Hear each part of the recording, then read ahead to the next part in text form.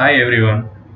இன்னைக்கு நம்ம பார்க்க போகிறது டிமேட் அக்கௌண்ட்னா என்ன, ட்ரேடிங் அக்கௌண்ட்னா என்ன, அதை எப்படி ஓப்பன் பண்ணுறது, அவங்களோட சார்ஜஸ் என்ன, ஏஎம்சி சார்ஜஸ்னா என்ன, ப்ரோக்கரேஜ்னா என்ன, நான் என்ன ப்ரோக்கர்லாம் இப்போ நான் யூஸ் பண்ணிக்கிட்டு இருக்கேன், அதை பற்றி இந்த வீடியோவில் பார்க்க போகிறோம்.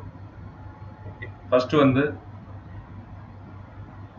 ஸ்டாக் மார்க்கெட்டில் நம்ம இன்வெஸ்ட் பண்ணோம்னா நமக்கு வந்து ஒரு டிமேட் அக்கௌண்ட் வேணும், ஒரு ட்ரேடிங் அக்கௌண்ட் வேணும். ஸோ இப்போ தான் நம்ம இல்லை வேறு பேங்க் வழியாகவும் இன்வெஸ்ட் பண்ணலாம், பட் ஈஸியஸ்ட் மெத்தடில் ஆன்லைனில் ட்ரேட் பண்ணோம்னா நமக்கு இந்த 2 அக்கௌண்ட் வேணும். இந்த 2 அக்கௌண்ட்டும் எல்லா ப்ரோக்கர்ஸும் கொடுக்குறாங்க. இந்த 2 அக்கௌண்ட் டிமேட் அக்கௌண்ட்னா நம்ம வந்து ஒரு பேங்க்ல இருந்து நம்ம ஒரு ஸ்பெசிஃபைடு அக்கௌண்ட்டுக்கு வந்து அமௌண்ட்டை வந்து ட்ரான்ஸ்ஃபர் பண்ணுவோம். அதுக்கு தான் இந்த டிமேட் டிரான்சாக்ஷனுக்காக யூஸ் ஆகுது. ட்ரேடிங்னா என்னென்னா நம்ம வந்து ஒரு கம்பெனியை வாங்கும்போது விற்கும்போது அதுக்கு நம்ம யூஸ் பண்ணுறது தான் ட்ரேடிங் அக்கௌண்ட். ஸோ இது ரெண்டும் எல்லா புரோக்கரும் கொடுக்குறாங்க. அது செப்பரேட்லாம் இல்லை. இப்போ நம்ம இது ஒரு அக்கௌண்ட் ஓப்பன் பண்ணோம்னா நம்ம ஸ்டார்ட் டு எண்ட் ஒரு ஆப் வந்து இன்ஸ்டால் பண்ணிட்டு ஸ்டார்ட் டு எண்ட் அவங்களே அந்த ஆப்பை ஓப்பன் பண்ணிட்டு கிரியேட் டிமேட் அக்கௌண்ட் அப்படி கொடுத்தாலே கண்டினியூஸாக அது வந்துடும். ஸ்டெப் பை ஸ்டெப்பாக அவங்களே சொல்லிடுவாங்க. அது ஒரு கன்ஃபியூஷனும் இல்லை. இன்னொன்று, இந்த ப்ரோக்கரேஜ் அக்கௌண்ட் எல்லாமே கவர்மெண்ட் ஆத்தரைஸ்டு அப்ரூவ்டு புரோக்கர்ஸ் தான். ஸோ பயப்பட தேவையில்லை. நம்ம பேங்க் அக்கௌண்ட் எல்லாமே லிங்க் பண்ணுற மாதிரி இருக்கும் இந்த டிமேட் அக்கௌண்ட்டில். ஓகே, ஸோ இப்போ நம்ம வந்து என்னென்ன தேவை ஒரு டிமேட் அக்கௌண்ட்டுக்கு அப்படின்னு பார்த்தோம்னா, பேன் நம்பர், பேன் கார்டு நமக்கு கண்டிப்பாக தேவை, எல்லார்கிட்டையும் இருக்கும். அதுக்கப்புறம் ஆதார் கார்டு வேணும். ஆதார் கார்டு வந்து அதில் ஒரு கண்டிஷன் இருக்குது. நம்மளோட ஆதார் நம்பர் வந்து நம்ம என்ன பேங்க் அக்கௌண்ட் யூஸ் பண்ண போகிறோமோ, சப்போஸ் எல்லாரும் ஹெச்டிஎஃப்சி வச்சுருக்கலாம், ஐசிஐசி வச்சுருக்கலாம், ஆக்சிஸ் வச்சுருக்கலாம். ஸோ அதில் வந்து நம்மளோட இந்தியா மொபைல் நம்பர் வந்து லிங்க் ஆகிருக்கணும். அதில் வந்து ஓடிபி வெரிஃபிகேஷன் வரும். ஓகே, நீங்கள் மெயினாக நீங்கள் வந்து இந்தியாவில் இருக்கணும் இந்த அக்கௌண்ட் ஓப்பன் பண்ணணும்னா. நீங்கள் ஃபாரின்ல இருந்துட்டு இது ஓப்பன் பண்ண முடியாது. ஏன்னா ஃபேஸ் வெரிஃபிகேஷன் வரும், ரியல் டைம் வெரிஃபிகேஷன் வரும். ஒரு சில புரோக்கர் வந்து வீடியோ கேட்பாங்க, லைவ் வீடியோ கேட்பாங்க. ஓகே, ஸோ அதனால ஃபாரின்ல இருந்துட்டு இது ஒர்க் ஆகாது. அதுக்கப்புறம் உங்களோட இன்கம் ப்ரூஃப்னா உங்களுக்கு லாஸ்ட் 6 months எல்லாருமே ஆன்லைன் அக்கௌண்ட் வச்சுருக்கோம். ஸோ அதிலிருந்து நம்ம எடுத்துக்கலாம், டவுன்லோட் பண்ணிக்கிட்டு அதை காமிச்சா போதும். இப்போ எல்லாருக்கும் ஒரு டவுட் வரும், இதில் வந்து என்னென்ன நல்ல புரோக்கர் இருக்காங்க, இல்லை அவங்களோட சார்ஜஸ் எப்படி, என்ன நிறைய இருக்குது. இதில் சார்ஜஸ்ஸு, ப்ரோக்கரேஜ் இருக்குது, அக்கௌண்ட் மெயின்டெனன்ஸ் சார்ஜஸ் இருக்குது. அது தவிர வேறு டிபி சார்ஜஸ் அந்த மாதிரிலாம் இருக்குது. பட் நம்ம மெயினாக வந்து அக்கௌண்ட் மெயின்டெனன்ஸ், அதாவது ஆனுவல் மெயின்டெனன்ஸ் சார்ஜஸ், ஏஎம்சி சார்ஜஸ்ன்னு சொல்லுவாங்க. அதுக்கப்புறம் ப்ரோக்கரேஜ், நம்ம ஒரு ட்ரேட் பண்ணுறோன்னா அதுக்கு எவ்வளோ அமௌண்ட் எடுப்பாங்க, அந்த இதை வந்து நான் சொல்கிறேன். நான் யூஸ் பண்ணுறது 4 ப்ரோக்கரேஜ் அக்கௌண்ட் யூஸ் பண்ணுறேன். 4 இல்லை 5. ஸோ 5ல் வந்து 4 மட்டும் நான் சொல்கிறேன். இன்னொன்று வந்து நான் பெய்ட் பண்ணி நான் அதை யூஸ் பண்ணிகிட்டு இருக்கேன். அது என்னென்னு லாஸ்ட்டாக சொல்கிறேன் இந்த வீடியோவில்.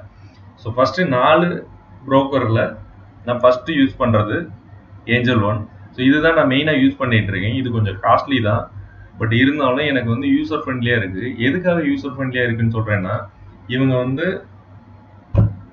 இவங்களோட இதில் சார்ட் எனக்கு ஈஸியாக இருக்குது யூஸ் பண்ணுறதுக்கு. அதுக்கப்புறம் இவங்களோட ஃபண்டமெண்டல் பார்க்குறது, அதுக்கப்புறம் இவங்க ஒரு கம்பெனியோட ஃபண்டமெண்டல், அவங்களோட அனலைஸ். சப்போஸ் நான் இதில் வந்து இவங்களோட ஃபண்டமெண்டல் ஃபுல்லாக பார்த்துட்டு டெக்னிக்கல் அனாலிசிஸ் இது எல்லாமே ஈஸியாக இருக்குது எனக்கு ஏஞ்சல் ஒன்ல பண்ணுறதுக்கு. ஸோ பட் இருந்தாலும் இவங்க வந்து 450 சார்ஜ் பண்ணுறாங்க அக்கௌண்ட் மெயின்டெனன்ஸ். இது வந்து நம்ம எக்விட்டி ட்ரேடிங், நம்ம வந்து ஹோல்டிங்ஸ் வச்சுருந்தா மட்டும்தான் இந்த சார்ஜஸ் எடுப்பாங்க. ஹோல்டிங்ஸ் உங்கள்கிட்ட வந்து அவங்க ஒரு பீரியட் கொடுத்துருப்பாங்க, அந்த பீரியட்குள்ளே இல்லைன்னா இந்த சார்ஜஸ் எடுக்க மாட்டாங்க. பட் ஒரு சில புரோக்கர் வந்து நீங்கள் அக்கௌண்ட் வச்சுருந்தாலே சார்ஜஸ் எடுக்கிறாங்க. பட் எனக்கு அந்தளவுக்கு டீட்டெயிலாக தெரியல. பட் நான் யூஸ் பண்ணுறது, இப்போ நான் இது பே பண்ணிக்கிட்டு தான் இருக்கேன், AMC charges 450 yearly. Okay, equity இப்போ நான் மெயினாக பண்ணுறது வந்து எக்விட்டி ட்ரேடிங் தான் பண்ணுறேன். இன்வெஸ்ட்மெண்ட் மாதிரி ஒரு ஷார்ட் டேர்மோ இல்லை லாங் டேர்மோ, 1 year வச்சிருக்குது, 2.5 years வச்சிருக்கு, 5 years வச்சிருக்குது. இல்லை எனக்கு லாபம் வர்ற வரைக்கும் நான் வச்சிருப்பேன். அதுக்கப்புறம் லாபம் எனக்கு ஏற்ற மாதிரி வந்துருச்சுன்னா நான் விற்றுருவேன்.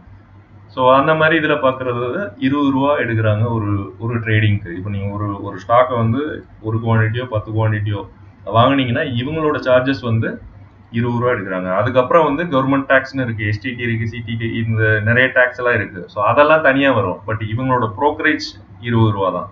ஓகே,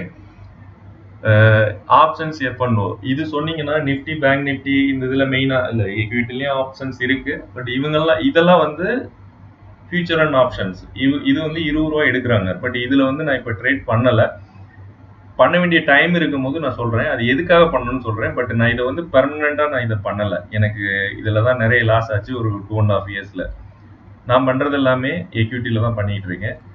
இது பண்ணலாம், பட் நிறைய லாஸ் ஆக சான்ஸ் இருக்கு. நம்ம கத்தி மேல நடக்கிற மாதிரி. இன்னொன்னு, நம்ம சின்ன ப்ராஃபிட் எடுத்தாலும் நம்ம ஆசை விடாது. அதுல போயிட்டு 1 லட்ச ரூபா ப்ராஃபிட் வந்திருக்கு, 2 லட்ச ரூபா கூட ப்ராஃபிட் வந்திருக்கு, திரும்ப 3 லட்ச ரூபா லாஸ் ஆயிருக்கு. ஸோ இது நிறைய ஸ்டோரிஸ் இருக்கு. இதுக்கு ஆப்ஷன்ஸ்க்கு எல்லாருக்குமே இருக்கும். ட்ரேட் பண்ணவங்களுக்கு இது தெரியும் ஆப்ஷன்ஸ்னா என்னன்னு. ஓகே, இது ஏஞ்சல் ஒன். ரெண்டாவது 5 இயர்ஸ், இது ஒரு டிமேட் அக்கௌண்ட். இவங்க வந்து ஏஎம்சி எடுக்கிறது இல்லை, 0 தான் கொடுக்குறாங்க இப்போ வரைக்கும்.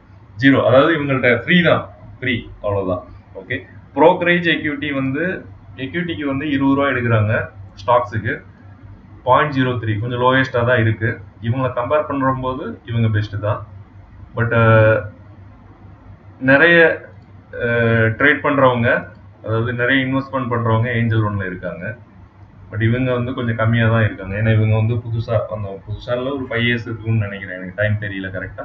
எஃப்என்டோக்கு 20 ரூபாய் எடுக்கிறாங்க, 0.03, கொஞ்சம் கம்மியா தான் இருக்குங்க. சூன்யா இவங்க வந்து புதுசு தான். பட் இவங்க வந்து எல்லாத்துக்குமே 0 தான் எடுத்துட்டு இருந்தாங்க.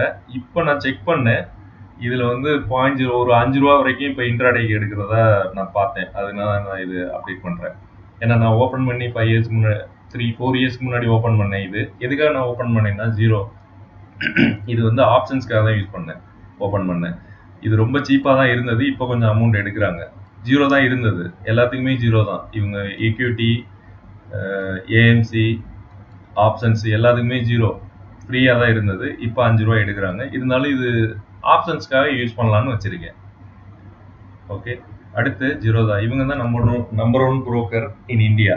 ஓகே, இவங்க வந்து ஏஎம்சி சார்ஜ் 300 எடுக்கிறாங்க. ப்ரோக்கரேஜ்க்கு ஈக்விட்டிக்கு வந்து ஸ்டாக்ஸ்லுக்கு 0 தான் கொடுக்குறாங்க, 0 தான் எடுக்கிறாங்க இப்போ வரைக்கும், ஃப்ரீ தான். இல்லைன்னா 0.03, அது சின்ன அமௌண்ட் மட்டும் போகும்னு நினைக்கிறேன். எஃப்என்டோ வந்து 20 rupees எடுக்கிறாங்க.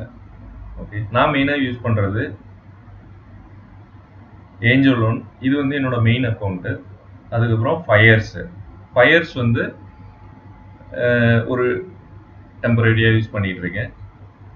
சூன்யா வந்து நான் ஆப்ஷன்ஸ் ட்ரேட் பண்ணணும்னா இதில் பண்ணுவேன். ஏன்னா எனக்கு 0 தான் ப்ரோக்கரேஜ் எடுக்கும், அதுக்காக எஃப்என்ஓ இதுக்கு பண்ணுறதுக்காக. பட் இப்போ கொஞ்சம் அமௌண்ட் எடுக்கிறாங்க, 5 ரூபா எடுக்கிறாங்க. இருந்தாலும் பரவாயில்ல, 5 ரூபா கம்மி தான். ஏன்னா மற்ற ப்ரோக்கர்லாம் 20 ரூபா எடுப்பாங்க, 20 ரூபா, அது அடிஷ்னல் சார்ஜஸ்லாம் இருக்கு. பட் இவங்க வந்து 0.03, 5 ரூபா தான். ஸோ இன்னும் சீப்பாக தான் இருக்கு. அதுக்கப்புறம் லாஸ்ட்டாக ஒரு அக்கௌண்ட், அந்த அக்கௌண்ட் நான் இதில் காமிக்கல. ஏன்னா அவங்க வந்து பெய்டு, நான் பே பண்ணி வாங்கியிருக்கேன். ஒரு 2000 ரூபா சம்திங் பே பண்ணேன், 2000 rupees. அது வந்து எம் ஸ்டாக்கு. அந்த எம் ஸ்டாக் பற்றி சொல்லணும்னா, ஒன் டைம் பே பண்ணிட்டா lifetime free. Lifetime ஃப்ரீனா ஒரு மினிமம் 2 ரூபா மட்டும் எடுப்பாங்க. ஸோ அதை நான் யூஸ் பண்ணினேன். இப்போ வந்து எதுக்காக யூஸ் பண்ணேன்னா, அது நான் எடுத்ததே எஃப்என்டோ ஃபியூச்சர்ஸ்க்காக தான் எடுத்தேன், ஃபியூச்சர் அண்ட் ஆப்ஷன்ஸ் ட்ரேடிங்காக தான் எடுத்தேன். பட் இப்போ நான் யூஸ் பண்ணலை, ஏன்னா நான் அதை ட்ரேட் பண்ணாதனால. எக்யூட்டி மெயினாக பண்ணுறதுனால நான் ஏஞ்சல் ஒன் மட்டும் மெயினாக பண்ணிட்டு இருக்கேன். ஏஞ்சல் ஒன்னும் 5 இயர்ஸும். ஜீரோதா நான் இப்போ பண்ணுறதில்ல, ஸ்டார்டிங்கில் பண்ணேன். இது எனக்கு கொஞ்சம் மீன்ஸ் என்னோட ஒப்பீனியன், எல்லாரும் 0 தான் வச்சிருப்பாங்க, இதான் நம்பர் ஒன் புரோக்கர். இருந்தாலும் எனக்கு இதை கம்பேர் பண்ணும்போது எனக்கு இது யூஸ் ஃப்ரெண்ட்லியாக இருந்தது, ஏஞ்சல் ஒன். ஸோ அதான் இதை யூஸ் பண்ணிது. இது கொஞ்சம் காஸ்ட்லியாக இருந்தாலும் இது எனக்கு பெட்டராக இருக்கு. ஓகே, இதை வந்து எப்படி ஓப்பன் பண்ணுறது, அதோட லிங்க்கு நான் இவங்க அஃபீஷியல் வெப்சைட்டில் இருந்த லிங்க்கை வந்து நான் இதில் போஸ்ட் பண்ணுறேன், என்னோட வீடியோ கீழே. நீங்கள் யூஸ் பண்ணிக்கலாம். ஓகே, எல்லாருக்கும் நன்றி.